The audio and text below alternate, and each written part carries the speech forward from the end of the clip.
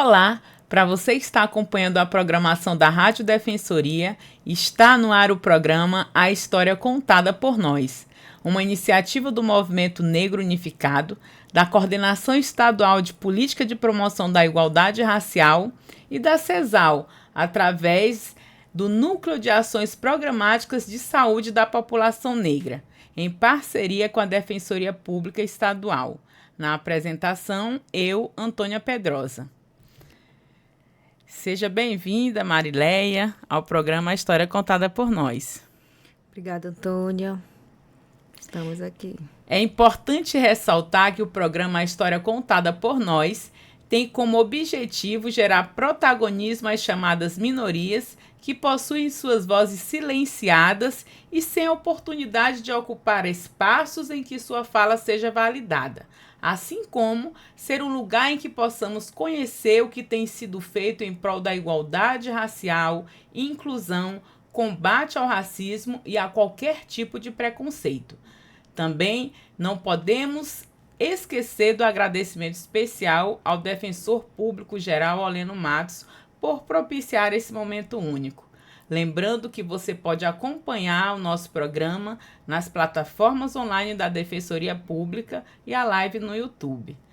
Hoje nós vamos conversar com a Marileia Teixeira, que é coordenadora regional da coordenadora estadual da UPI, não só regional, né? É do estado de Roraima, ela que representa, então, essa importante organização dos professores indígenas do estado de Roraima. Seja muito bem-vinda, Marileia, mais uma vez, a esse espaço aqui, que é um espaço para que a gente possa dialogar e conversar. E nesse mês, né, 15 de outubro, é celebrado o Dia do Professor e da Professora. Esse profissional tão importante que forma, que é a base, né, educacional de nossa sociedade. E aí não é apenas o dia 15 de outubro, mas é o mês, é todos os dias. Então, celebrar essa data hoje conversando com uma professora que também faz parte ali e está na coordenação, organizando um segmento muito importante aqui no nosso estado, que são os professores e professoras indígenas. Então, esse bate-papo hoje vai ser para a gente conhecer um pouco mais sobre esse trabalho, essa educação diferenciada que é prevista na legislação. E é isso, né, Marileia? Seja bem-vinda. Com certeza. Eu agradeço primeiramente aqui o convite. É uma honra estar falando do nosso trabalho dos professores indígenas de Roraima.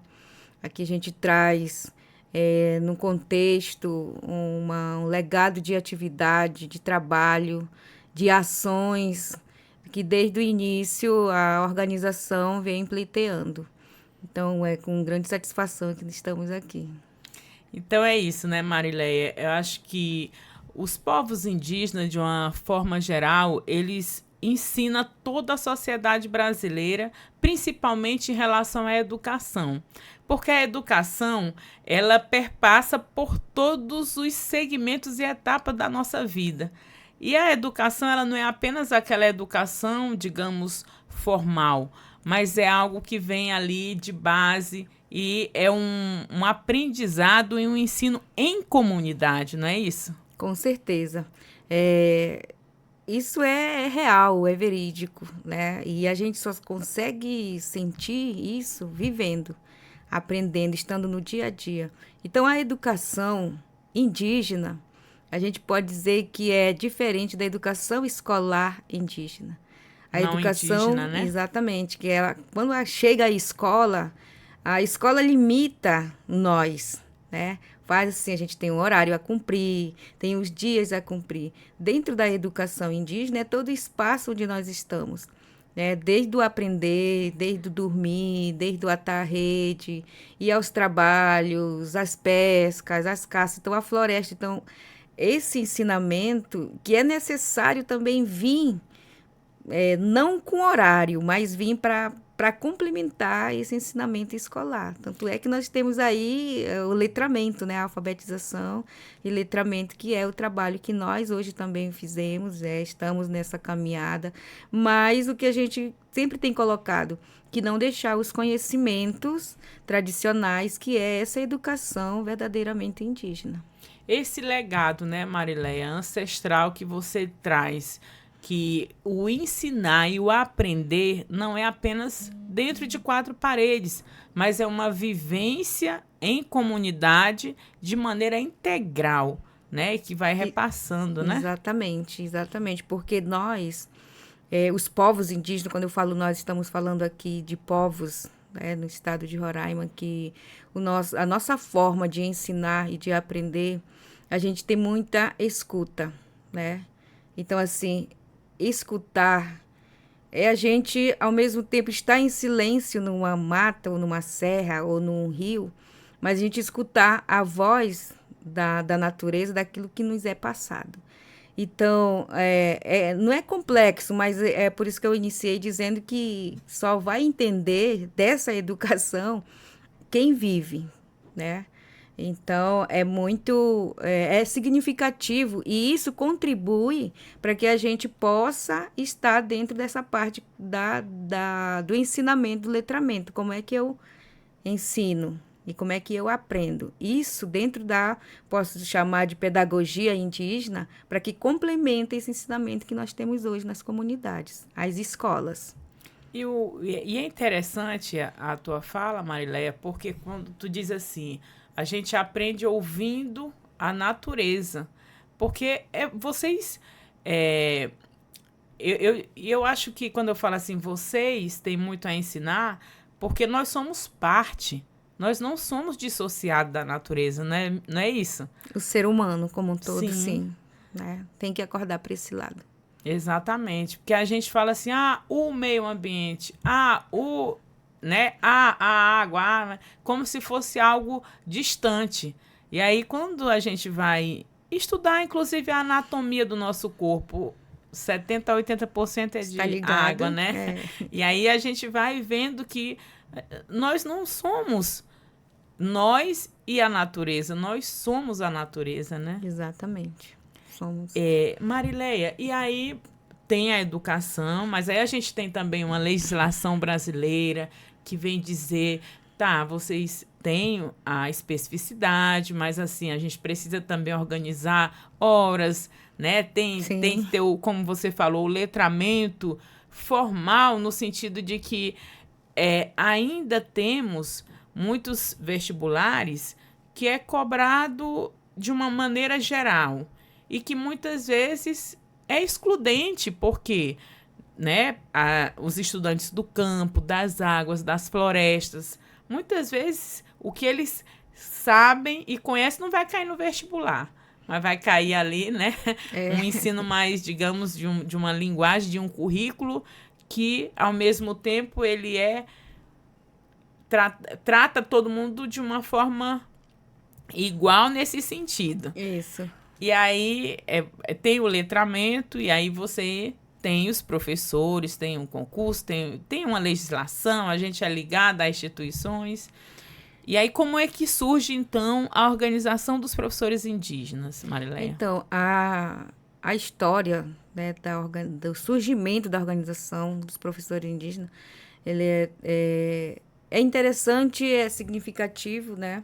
Porque ela começa num debate com lideranças indígenas, que são os tuxauas, de propor por que é a escola. A gente sabe do histórico da escolarização, mas quando chega nos anos 70, de uma necessidade de ter, e aí as lideranças, nós precisamos desses professores que conheçam esse, vamos dizer, esse código, né, da fala do branco, entre aspas, para poder a gente entender, né, sobretudo a situação do território. Sim. Então, os primeiros professores, eles foram para as comunidades, foram formados, né, mas para as comunidades poder entender, que tanto é que eles que faziam os primeiros relatos da fala das lideranças, né, dos tuxauas, em reuniões, em assembleias. E daí há uma necessidade de pensar a escola, né? A escola indígena, com ensinamento indígena, que reconheça o valor da língua indígena, do conhecimento indígena no geral. E daí surge, então, o Conselho Indígena de Roraima, né, com a parte política, social, mas ainda se sentia a necessidade de ter uma representatividade à parte da educação indígena. Então surge a Organização dos Professores Indígenas no meado dos anos 80. Né? E de lá, qual é a parte principal? Qual é a luta que se vem travando? Do reconhecimento, né, dos direitos da educação específica de cada povo. Por isso que há essa especificidade da diversidade também que tem os povos indígenas. Então, aí se busca o ensinamento da língua, que foi uma vitória, né? Uma luta que já estava expressa dentro da Constituição, Sim. mas que ela precisava ser efetivada. Né? Então, assim, é uma luta travada, que todas as resoluções, as legislações, elas são reivindicações de base. Né? Então, aqui que se constrói uma história muito importante, que é a luta, né, por uma educação escolar indígena, reconhecer as escolas indígenas dentro dos territórios indígenas. E aí a gente sabe que não para por aí, né? A gente precisa buscar, né? Hoje a gente tem uma luta pelos professores de línguas indígenas, porque para nós a língua, né, hoje estamos expressando em português. Foi uma necessidade, mas também a gente sabe que por trás disso houve toda uma questão da escolarização, né, da escravização, tudo isso aí. Mas a organização hoje ela tem uma das demandas e que também avançamos muito, né, na busca dos direitos, né, dos direitos da educação escolar específica e diferenciada, por acreditar que ainda, né, e que temos essa voz, que tem que ser do nosso jeito a escola, que tem que ser no nosso tempo, que tem que existir a pedagogia indígena, reconhecendo a nossa forma de ensinar e de aprender. Marilé, você traz informações extremamente importantes. Primeiro, que a Constituição Cidadã de 88 ela reconhece. Mas aí tu fala assim, a gente também, a luta não para, a gente precisa avançar. Você acha que, apesar de todas as demandas já atendidas, a gente, digamos, é necessário avançar, inclusive, em relação às instituições? Por exemplo, você diz, a gente conseguiu manter o professor de língua indígena nas escolas. É importante. Mas, quando esse aluno vai fazer o vestibular, e se ele quiser fazer uma prova oral na língua, as instituições estão preparadas para reconhecer esse direito? Se eles quiserem, não, eu falo apixana, eu quero escrever minha prova em apixana. Então, você sente que precisa avançar ainda nesse sentido, Marilé? Com certeza, porque o que nós temos hoje? A começar, nós temos um departamento indígena, né? Partindo para a parte da formação, nós temos o CEFOR. Ainda há uma necessidade grande e é preciso, porque as legislações reconhecem tudo, mas na prática, muitas instituições deixam de reconhecer. Né? Então, quando eu digo que a gente continua na luta, que a luta é constante, conseguimos colocar ainda com conhecimentos que a gente pode chamar regional, local, de cada povo, pelo Instituto Inspirã, mas ainda é pouco, porque a gente tem outras faculdades que, por entender ou não entender, por querer a presença indígena, mas sem reconhecer a especificidade da língua, do povo, né? Por exemplo, nós vamos concorrer aqui e fazer uma prova, mas ali você não encontra uma prova específica da língua, né, indígena. Sim. E isso nem precisa estar a nível superior. Hoje a gente faz uma crítica aqui sobre o CAED, que são as provas para os estudantes, para medir o nível de aprendizado. Elas vão para terras indígenas. E aonde que é elaborada essas provas? Né? Então, a gente hoje a OPIR também está propondo isso como um plano nacional de educação que se reconheça as línguas indígenas, né?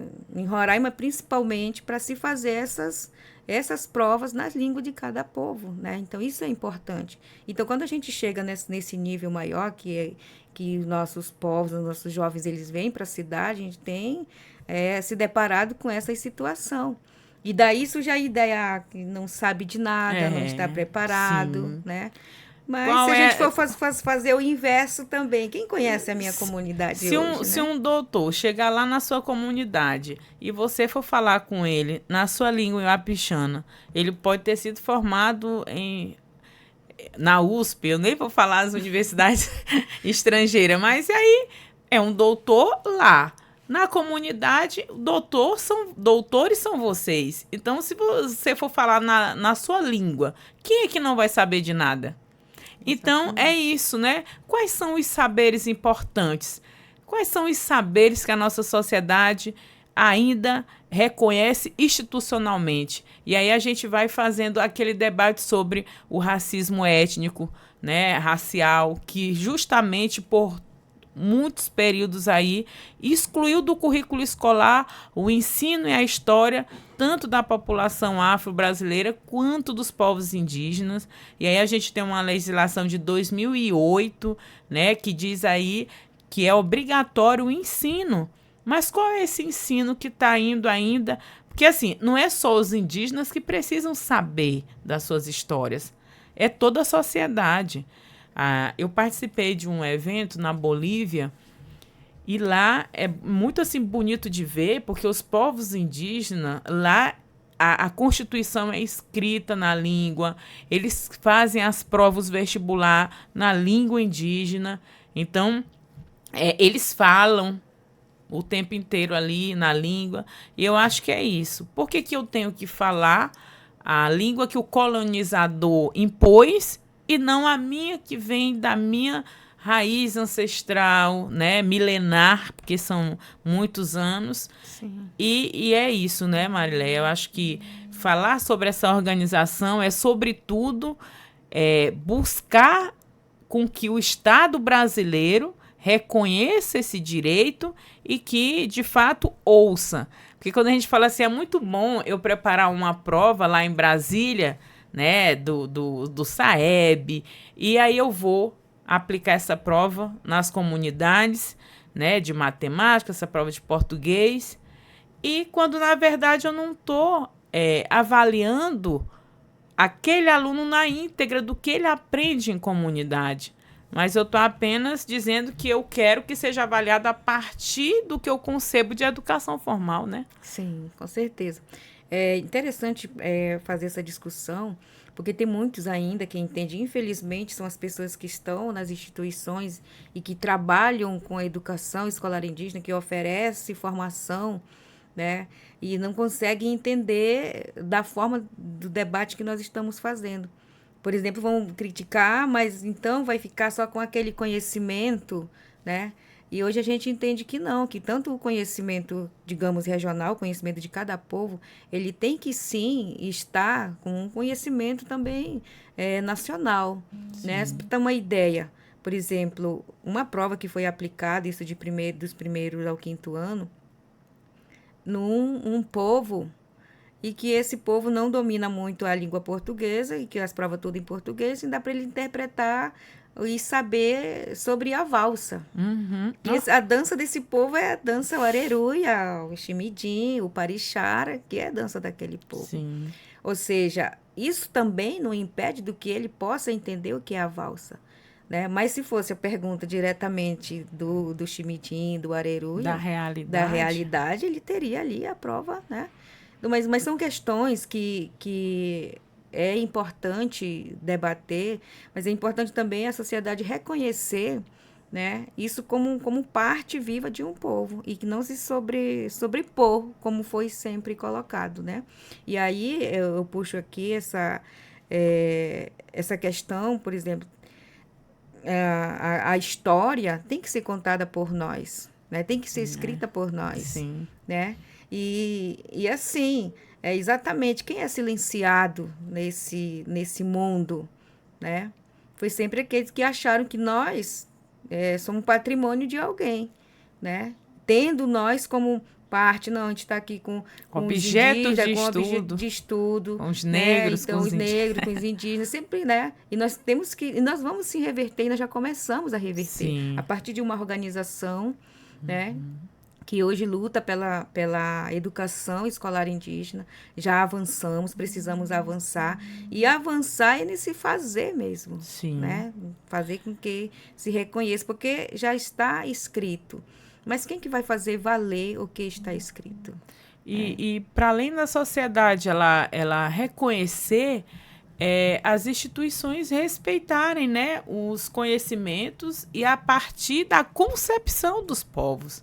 Porque não adianta a gente dizer que vivemos em democracia quando existe ainda um saber hegemônico que ainda está muito forte dentro das escolas, na sociedade, tentando colonizar ainda o pensamento, né, dos povos indígenas, dos povos afro-brasileiros.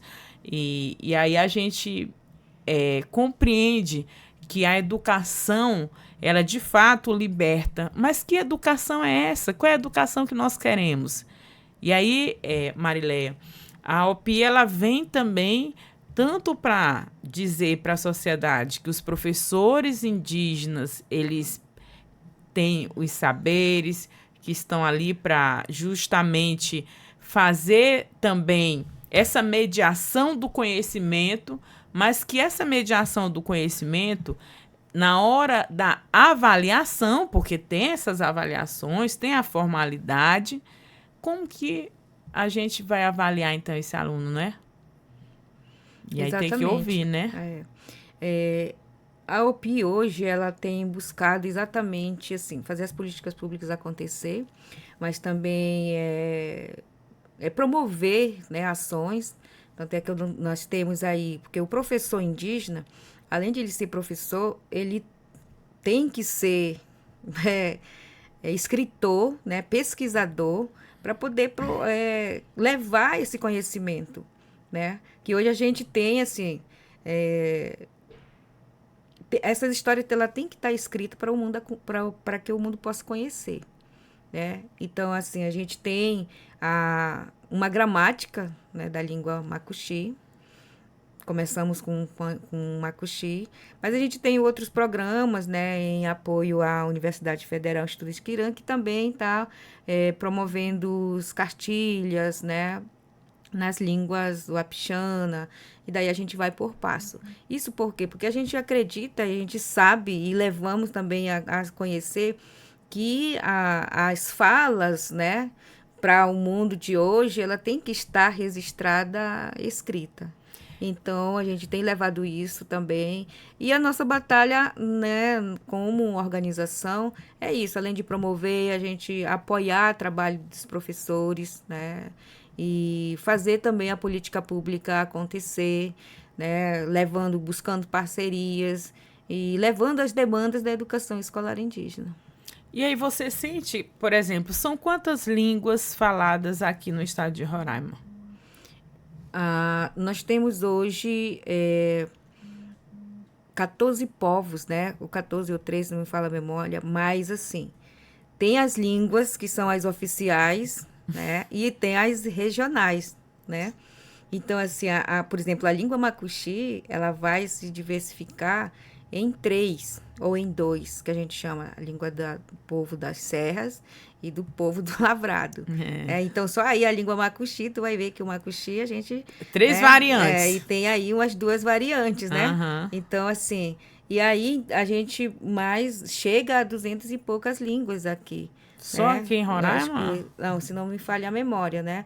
Nós tivemos o EPILIN, na verdade, né, exatamente estudando essa parte, porque, por exemplo, o povo Yanomami tem várias variações de línguas. Então, assim, a gente nem sabe dizer o certo quantos tem, né? E nem acho que precisava buscar um pouco desse catálogo para somar as línguas existentes aqui no nosso estado. Mas de povos são esses, né? Entre 12 a 13 povos que habitam aqui o nosso estado. E aí tu traz um ponto que eu acho que é muito importante, né? Que é dizer assim, o professor das comunidades, para além de professor, ele vai se caracterizando também como um pesquisador, porque precisa também haver esse resgate. E aí a gente tem, a gente escuta muitas histórias, por exemplo, que por muitos períodos os avós, os pais eram proibidos de falar na língua materna. O que isso ocorreu? Que muitos netos e filhos não conseguiram aprender, mas que tem uma avó lá que sabe falar. E aí entra a questão da história oral. E aí você traz um ponto importante quando você diz assim, o professor que está lá nas comunidades, ele precisa também aproveitar esse conhecimento oral daquele avô, daquela avó, que às vezes não sabe ler nem escrever formalmente, mas transformar em escrita para que outras gerações possam, né, então reaprender o que foi proibido, né, de ser ensinado pelos seus avós, por conta dessa violência em relação à nossa existência, né? Sim, com certeza.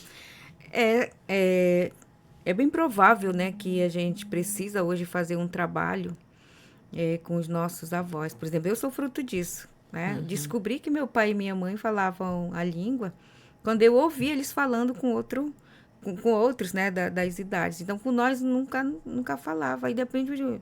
Mas por que a senhora não fala com a gente? E depois que eu fui entender esse processo, né? Então, assim, eu não culpo hoje ela por isso, por não ter me ensinado. Mas a gente vai entender que é um processo que ela viveu, né? Então, e os idosos hoje das nossas comunidades, eles têm até um certo receio também de nos repassar isso, né?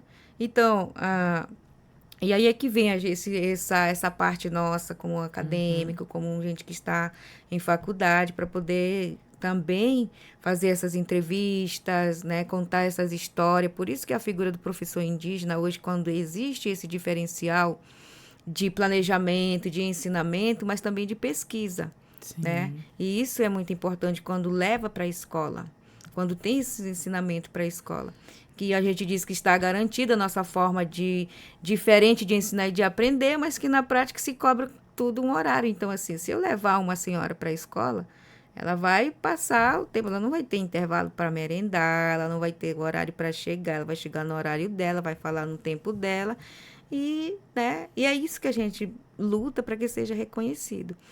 E assim, é um avanço porque em muitas comunidades a gente já conseguiu, né, trazer o Parixara para dentro da escola, né? E quando a gente limita o Parixara, eles reclamam para a gente, olha, isso aqui a gente não dança 2 horas, não. Isso que é semanas dançando, né? Então, e quando a gente leva e corta, não, acabou o horário, já chegou, né? A gente acha que está fazendo bonito ali, depois eles chamam, vem cá, a nossa dança não é apenas uma dança, é uma comunicação. E dessa comunicação é um ensinamento, é uma história. Então, tu cortando aqui meio disso, não vai surgir efeito. Primeiro, tu não vai aprender. Segundo, tu não está valorizando. E aí eu fui entender o porquê. Não, isso aqui a gente canta de manhã, de tarde, de noite. E está se conectando e está se fazendo isso. E é por isso que está fazendo essa dança. Então, assim, é muito rico e que dentro, se a gente leva isso para a escola ela limita muito. Sim. Né? É como você falou, né? Tem que cumprir o horário, tem que dar conta daquele conteúdo programático, formal, e quando vai avaliar, e o mais grave é quando esse aluno sai da comunidade para ir para as universidades. E aí tem um projeto, né, da primeira universidade dos povos indígenas do Brasil. Não sei como é que está essa situação, se está avançando, quando essa universidade vai, de fato, né, ser efetivada. Mas é importante, né, Marilé, que dentro dessa universidade, inclusive, possa se garantir que os povos façam o vestibular nas suas línguas. Exatamente. Se assim, né, Mas é como você falou, por exemplo, se você fosse cobrada para fazer um vestibular na sua língua, seria mais difícil. Por quê? Porque você foi proibida de aprender. E aí é toda uma questão histórica que a gente não pode negar o passado, porque é visualizando ele que a gente vai ter certeza do que nós precisamos, do que nós queremos, de quem nós fomos e de quem somos, né, na verdade. Porque essa nossa identidade, né, Marilé, enquanto povos negros e povos indígenas no Brasil, ela foi negada, a nossa existência. Então, eu posso dizer, esse resgate, né, esse olhar para trás para dizer, olha, foi isso que aconteceu, por isso que minha mãe não me ensinou, por isso que o meu pai... E agora, como que a gente faz? Aí vem esse questionamento. Quando sai da comunidade, como que esse aluno vai ser cobrado? Como você falou, se ele fosse cobrado sobre as linguagens, sobre a vivência, ele conseguiria fazer uma redação? Mas qual é o tema que é cobrado? É um tema que não faz parte da vida? E aí o Paulo Freire vai falar muito, né, sobre a questão da vivência. Sim. E dessa relação que faz com que o sujeito aprenda quando ele, de fato, está aprendendo algo que é significativo, não é? O que é mais significativo? Falar da valsa ou falar do areruia, né? O que é mais significativo? Exatamente. A gente tem visto, né, que nesse período de ensinar, de aprender, de dar o significado do que eu estou vivendo, né? A gente tem esse como uma luta coletiva. Por exemplo, o Instituto Inscrição da Universidade Federal, ela surgiu por uma necessidade. Sim. Né? A necessidade de avançar e de ter, né, lá os nossos próprios, nós mesmos. Né? Então, e acreditando que é possível fazer história como a nossa, né, com os povos indígenas como protagonista. E dentro das nossas comunidades, quando a gente pensa, né, eu sou professora em sala de aula e eu tenho visto os meus estudantes, né, os estudantes da comunidade, quando você vai direto para a sala de aula com um caderno e lápis, você sentar ali, você não vê tanto ânimo, né, tanta empolgação. Mas a gente está com uma dinâmica de fazer ao contrário, né? Ao contrário como? E você vai para o campo de onde você vive. Você vê lá, né? Até professores também, né? Todo mundo ali trabalhando em conjunto, né? Fazendo, realizando, pegando, né? E dizendo, vendo. E quando você traz isso para a sala de aula, ele já viveu, ele já viu. Então, ele já tem essa facilidade, digamos, de relatar, de colocar, porque é o momento que ele viveu. Perfeito. Né? Então, isso aí é que não, a gente tem que estar aqui, sentado, olhando, né? Então, vamos buscar primeiro. Sim. Então, aonde eu estou hoje, que estou gestora, a gente tem colocado essa metodologia, né? Assim, mas não é um experimento, é uma realidade que foi necessário trocar, né? Digamos, fazer. Né? Então, vamos primeiro para o campo. E o que a gente trabalha nesse campo? O que nós temos hoje como forte? É a roça. Essa roça, nós transformamos ela em uma horta-roça para poder... E a gente vê uma empolgação das crianças, né? dos adolescentes. E quando a gente volta, que é para transcrever, digamos, né? Relatar o que você é uma animação. Eles fazem poesia, relata, desenha o que eles fizeram. Então, ou seja, né? Se você for pegar, né? E trazer... ou está em sala de aula para falar daquilo que ele nem está vivendo, ele não vai fazer sentido para ele. Sim. Eu acredito que a educação escolar indígena, né, tem que passar por esse reconhecimento. Né? A gente tem que romper com essa situação de limitar muitas das coisas, né? De limitar o conhecimento, de dizer que não, a gente... está indo para um movimento indígena, está perdendo aula. Está indo para uma manifestação cultural, está perdendo aula.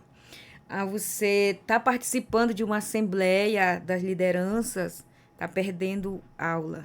Então, assim, nós já estamos concluindo, isso é já a minha opinião particular, que essas verdadeiras lideranças, elas são formadas nesses movimentos, aquele que vai, aquele que está presente. E são esses futuros líderes que a gente vê hoje à frente. Eu sou fruto disso, né? Futuro e professores, Exatamente, e porque professores também. é como você falou, você vai estar em aula. Se você está numa assembleia falando sobre a importância do marco temporal, por exemplo, olha a infinitude de aprendizado, e aí você traz uma liderança que já tem uma vivência do porquê é importante a luta pela terra, como é que foi, como que aconteceu, né, nos anos 70, enfim, Exatamente. e para chegar até aqui, como que os novos, né, precisam estar atentos e preparados para o que virá, porque a todo momento a gente tem ali pessoas que não estão satisfeitas em ver povos e populações tendo dignidade no viver, né, no bem viver. Mas, Marileia, e em relação à carreira dos professores indígenas, né? Como que você percebe hoje?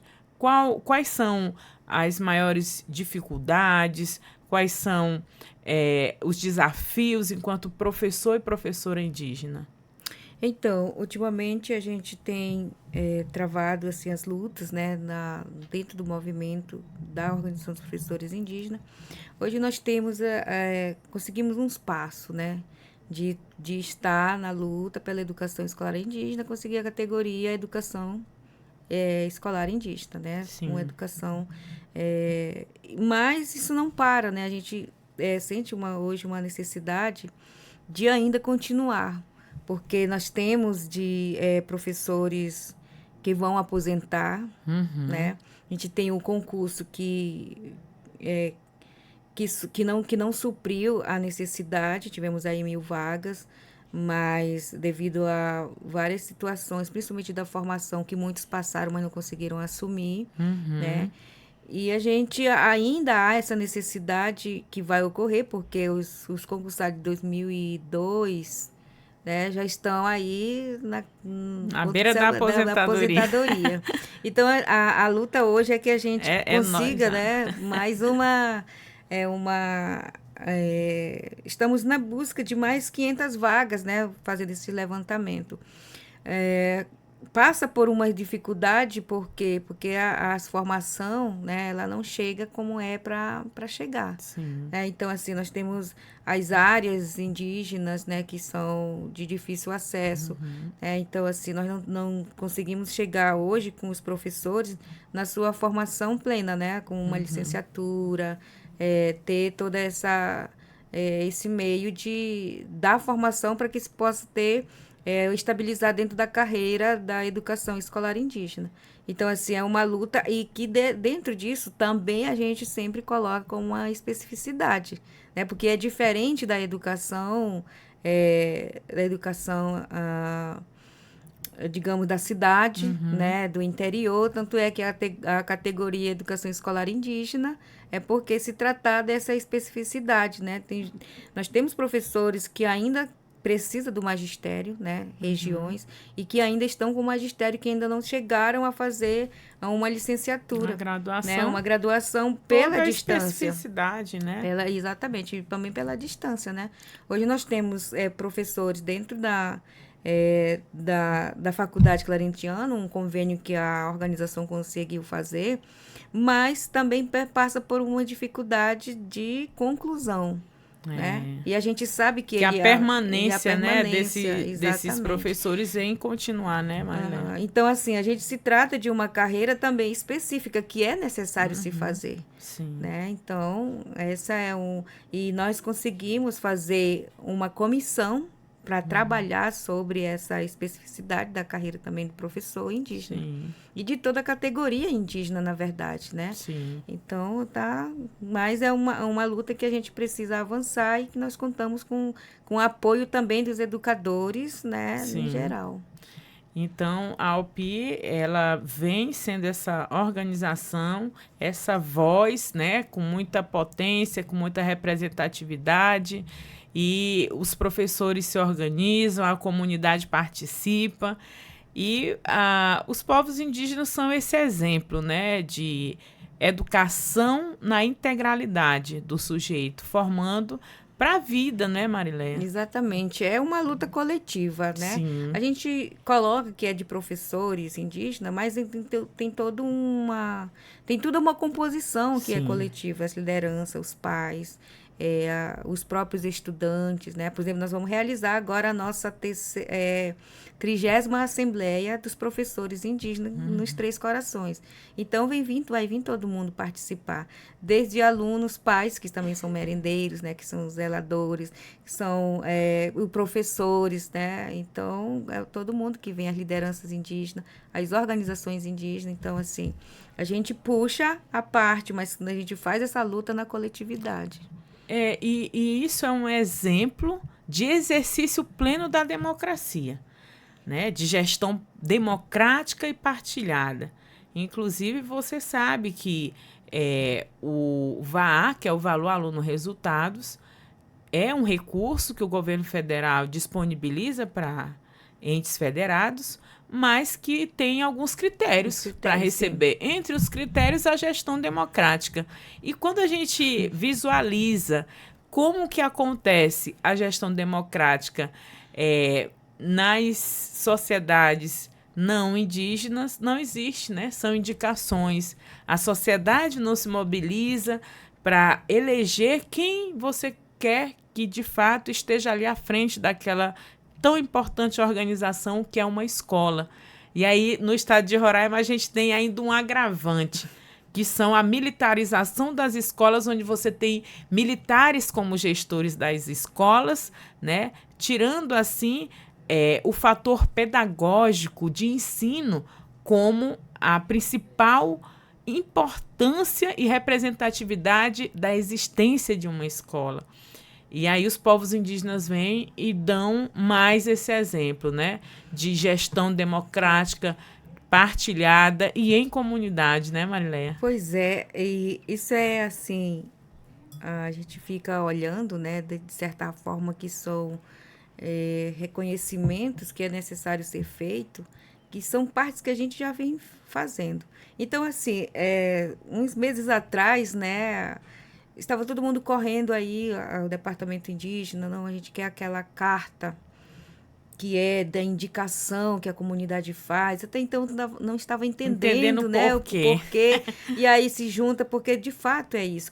É por isso que eu falei assim no início, que o que é professor indígena hoje? Sim. O professor indígena, ele é muito bem valorizado nas comunidades indígenas quando ele se faz dar valor. Sim. Né? Isso é do ser humano. Mas, assim, a comunidade direciona ele para ele ser um bom gestor.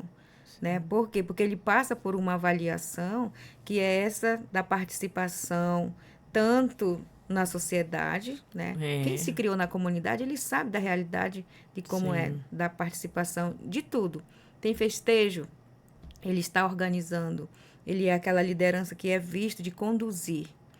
Tem trabalhos comunitários de roças, de pesca, de organização. Então, ele também está ali como presente. Orienta os seus alunos, exatamente. Né? Não fica só naquilo ali, no quadrado. Então, assim, ele pode ser bom na escrita, mas ele tem que usar dessa fala para ele liderar a comunidade. Ele tem que ser a voz do Tuxau em algum momento.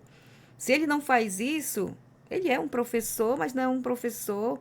Né, que futuramente vai ser escolhido para direcionar uma escola, para direcionar uma... Então, como é que é escolhido esse gestor, que a gente chama hoje de diretor de uma escola, exatamente nisso. E vai para uma votação, né? E tanto é que aí, a partir de que você faz, todo mundo vota. Quem que vota? Os estudantes. Pode ser que ele está entendendo que ele está escolhendo um representante dele dentro da escola, ele vai votar. Né? E essa votação é assim, Antônia, é interessante porque me indicaram, né? Digamos assim. Me indicaram, não. Vai ser Antônia, um grupo grita. Aí o outro diz, não, vai ser a Marileia. Aí o outro diz, não, então vamos colocar. Tem 4 professores, vamos colocar num quadro. Pronto. Colocou lá os nomes. E agora vão formar a fila e é transparente. Você Cada um pega, vai votar lá. E você vê quem está votando em ti, quem não está, né? Então, essa é a escolha. Que não tem o grupinho, que é o Sim, grupão, então todo mundo vai. E ali, quando faz, né? Todo mundo confere na hora lá, na hora que, né? Entre esses. E aí, Marileia, nessa hora, a Secretaria de Educação vai atender aquele requisito e ver mais recurso. E como que esse recurso, então, é retornado para as comunidades? E é por isso que eu acho assim, sim, é importante quando vocês falam, né, no sentido de organizar direitinho o que e aonde chegar. Eu acho que é importante, né? Por exemplo, os professores de língua materna, eles são concursados? Tem concurso? Porque quando a gente fala de concurso, a gente fala de uma seguridade, de uma estabilidade. Você imagina assim, um profissional que deu aula de línguas por 20 anos e não vai ter o direito a uma aposentadoria na velhice.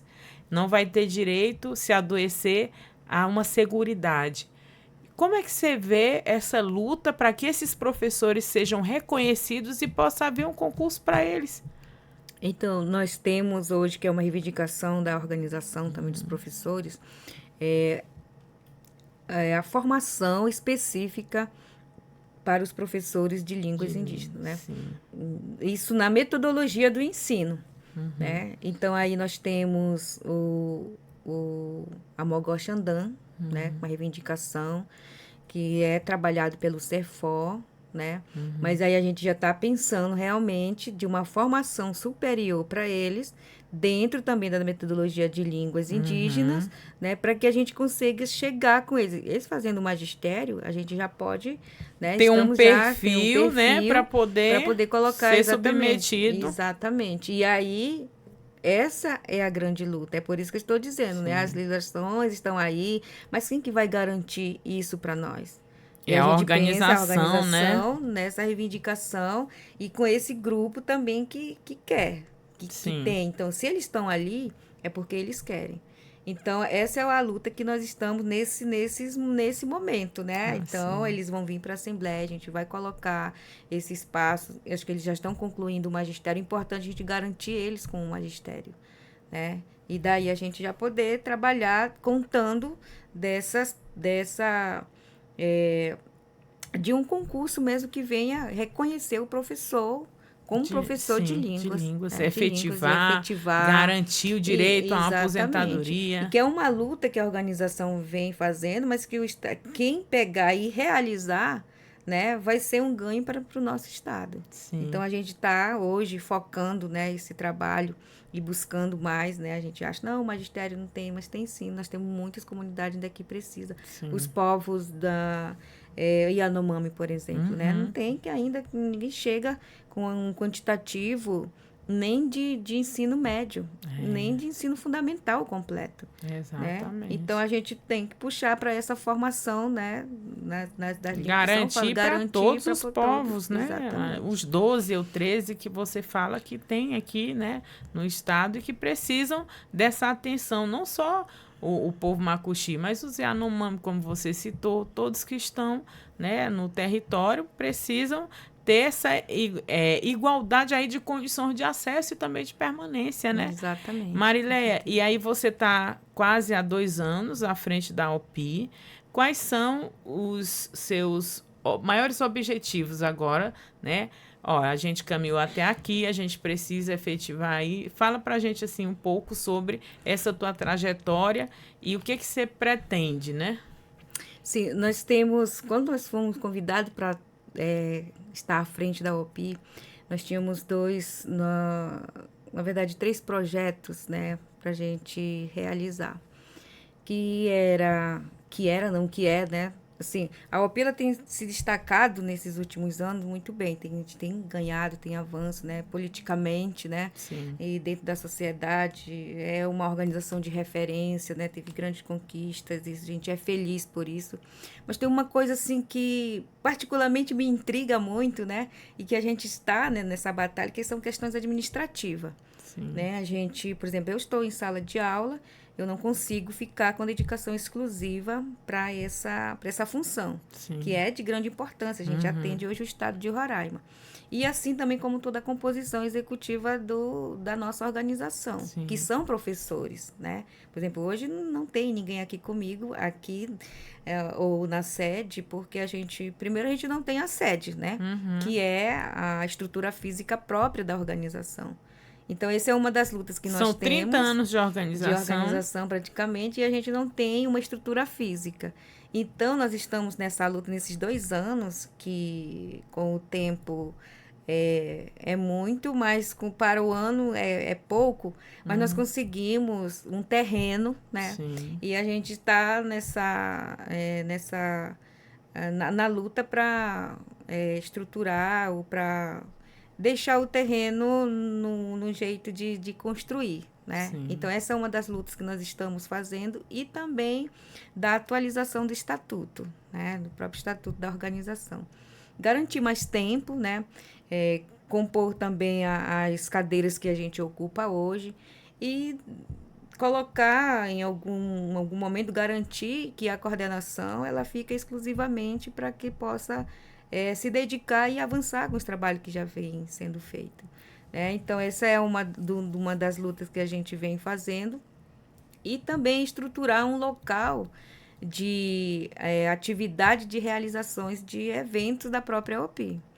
Né? Por exemplo, nós estamos no mês de professores, a gente não tem uma sede onde a gente pode promover um ambiente ali para os professores, um café da manhã, né? Sim. E também de realizar as nossas reuniões, né? As reuniões ordinárias, as mensais, né? Então, a gente pensamos em estruturar um local. E tanto é que a gente pensa ainda de fazer ali nos Três Corações também pelo ponto estratégico, né? Então, é uma discussão que nós estamos fazendo, né? Tipo um encontro ali, né? Das regiões. Das regiões. Então, assim, esses são umas das atividades que nós estamos, né, trabalhando para que possa deixar e a gente ter a nossa biblioteca, o nosso acervo, o nosso apoio ali para os professores. Porque dentro desse período aí que nós estamos a trabalho, que a gente vem passando, né, fazendo as atividades, hoje a gente tem uma demanda que também são dos acadêmicos. Hoje eles me procuram, professora, eu preciso de um local para fazer um trabalho, né? A gente não disponibiliza de 5 computadores e nem de uma sala para ele fazer o trabalho dele. Sim. Então, é por isso que, assim, a urgência da necessidade de a gente ter uma sede. Então, nesse período que eu estou, a gente conseguiu o terreno. E a gente deixa tudo pronto para que os próximos mandatos eles construam esse projeto que nós estamos trilhando. Então, teve e tem muitos avanços, principalmente em relação ao ensino, ao profissional da educação, mas aí tem a necessidade da estrutura, não é, Marileia? Que é aquele ponto onde as pessoas possam ter como uma referência fixa. Exatamente. E aí você conseguiu o terreno, mas tem essa luta aí para a construção. Com certeza vai dar certo. E eu, mais uma vez, agradeço muito aqui a tua participação. É um espaço nosso para que a gente venha aqui e fale sobre os projetos, sobre as necessidades, as demandas e os avanços, né? Porque eu acho que, como você disse, tem muitos avanços, tem ainda muito a ser feito, né? Tem, como você falou, o dicionário, né, de algumas línguas, mas precisa avançar para as demais, para que todas também possam ter ali o seu material escrito, né? Que é o escrito que também vai deixando aí algo, digamos, consistente para que as pessoas possam ter acesso, não só os próprios indígenas, mas também toda a sociedade que queira conhecer um pouco mais e estudar. E aí, mais uma vez, agradecer aqui a tua participação nesse mês especial, mês dos trabalhadores, dos professores, desse profissional que passa por uma crise existencial na profissão, eu diria assim. A gente tem pesquisas e dados que mostram que o Brasil tende a ter um apagão em relação a professores, porque hoje é desanimador ser professor numa sociedade que não reconhece esse profissional como um dos mais importantes, porque a base. Todos os demais profissionais passaram pela mão dos professores, seja na educação infantil, né, na pré-escola e em todos os níveis. Então, mesmo assim, ainda é um dos profissionais com os menores salários se comparados a outros de nível superior. Ainda é esse profissional que não tem as condições, muitas vezes, de trabalho com estruturas adequadas, com uma quantidade de alunos onde possa ser feito um trabalho de acompanhamento de todos os alunos que precisam daquele olhar, né, atencioso do profissional.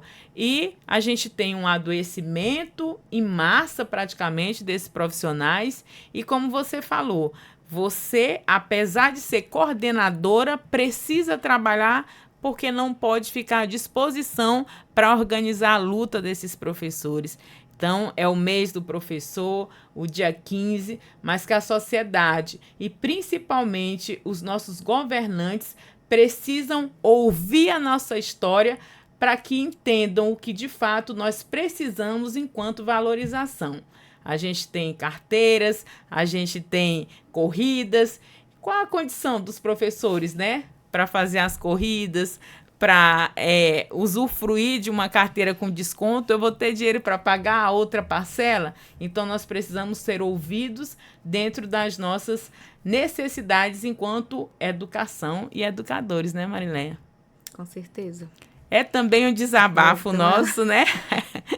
Então, eu quero agradecer mais uma vez e dizer que o espaço é nosso, tá? Muito obrigada, eu que agradeço. Estamos aqui para contribuir e colocamos à disposição para as novas conversas.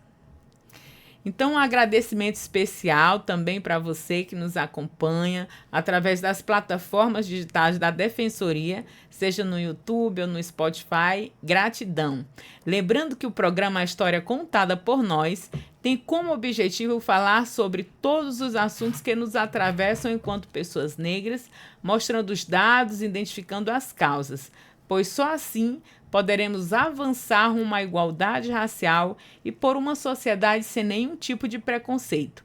Uma iniciativa do Movimento Negro Unificado, da Coordenação Estadual de Políticas de Promoção da Igualdade Racial, da Secretaria de Estado da Saúde, CESAL, através do Núcleo de Ação Programática de Saúde da População Negra, em parceria com a Defensoria Pública Estadual.